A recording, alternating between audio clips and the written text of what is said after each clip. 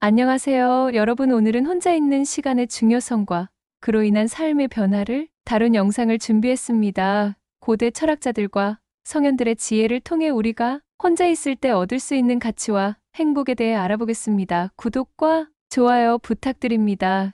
그럼 시작해 볼까요? 인생은 본래 홀로 시작하여 홀로 마무리되는 여정입니다. 고대 그리스 철학자 에픽테토스는 인간은 혼자 태어나 혼자 죽는다라고 말하며 인간의 근본적인 고독을 강조했습니다. 불교의 창시자인 석가모니는 인간은 본래 혼자이며 모든 고통은 인간이 홀로 있음을 깨닫지 못해서 생긴다라고 가르쳤습니다. 공자는 타인의 기대에 휘둘리지 말고 자신의 길을 걸어라라고 조언하며 자율적인 삶의 중요성을 강조했습니다.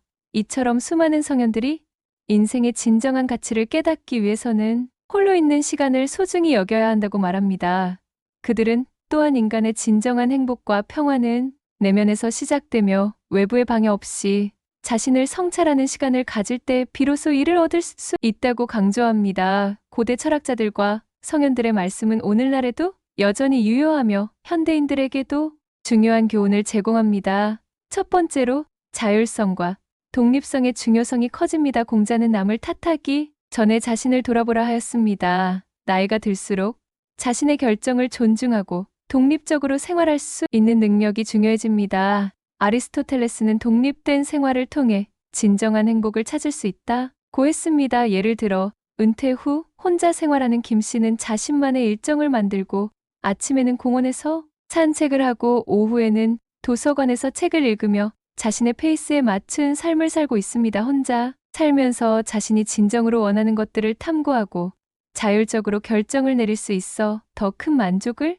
느끼고 있습니다. 두 번째로 개인적인 관심사와 취미에 더 집중할 수 있습니다. 주역에서는 스스로를 지키는 자는 강하다고 했습니다. 은퇴 후에는 더 많은 시간을 자신의 취미와 관심사에 투자할 수 있어요. 또한 세네카는 자신의 내면을 깊이 들여다보라. 그 안에 진정한 기쁨이 있다고 했습니다. 예를 들어 박 씨는 혼자서 그림을 그리고 온라인 클래스에서 예술 강의를 듣는 등 예술 활동에 전념하여 개인 전시회를 열기도 했습니다.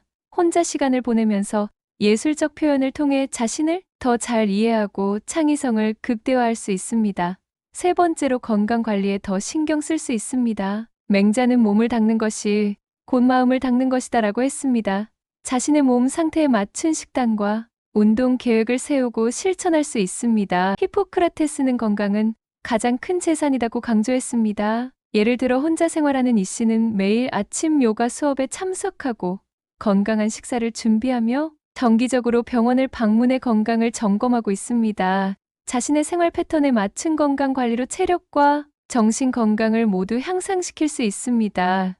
네 번째로 생활의 단순화를 추구할 수 있습니다. 노자는 소유가 많을수록 걱정이 많다고 하였습니다. 혼자 있을 때 불필요한 물건이나 복잡한 생활 방식을 줄이고 단순하게 살 수 있습니다. 헨리 데이비드 소로는 단순하게 살라이는 진정한 행복으로 가는 길이라고 말했습니다. 예를 들어 정 씨는 불필요한 물건들을 정리하고 미니멀리스트 생활 방식을 채택하여 더 깔끔하고 정돈된 공간에서 마음의 평화를 찾고 있습니다. 단순한 생활은 정신적인 부담을 줄이고 집중력을 높여줍니다. 다섯 번째로 스트레스와 갈등이 줄어듭니다. 동양 철학에서는 물 흐르듯이 살라는 가르침이 있습니다. 가족이나 타인과의 갈등으로 인한 스트레스를 덜 받게 됩니다. 마하트마 간디는 평화는 내면에서 시작된다고 말했습니다.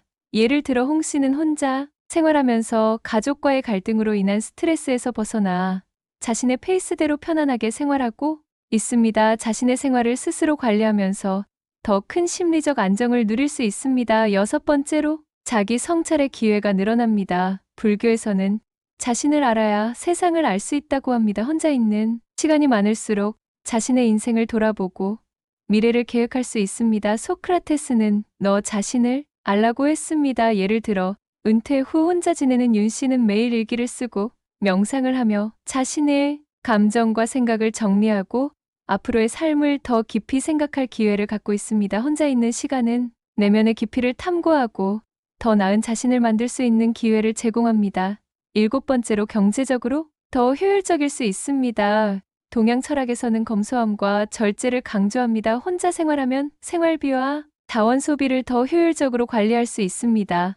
벤자민 프랭클린은 절약은 큰 수익을 올리는 길이다 고 말했습니다. 예를 들어 강 씨는 혼자 살면서 필요한 만큼만 소비하고 정기적으로 가계부를 작성하여 예산을 관리하며 저축을 통해 경제적인 안정을 유지하고 있습니다. 자원과 비용을 효율적으로 관리함으로써 더 큰 재정적 자유를 누릴 수 있습니다.